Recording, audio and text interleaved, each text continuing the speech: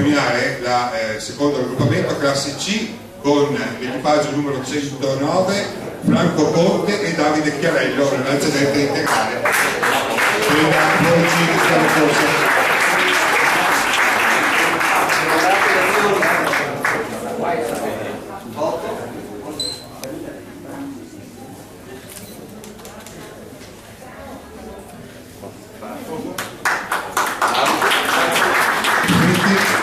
Andiamo a premiare la classe A con il primo raggruppamento, e vince il secondo raggruppamento l'equipaggio formato da Franco Conte e Davide Chiarello con la lanciadetta integrale numero 109.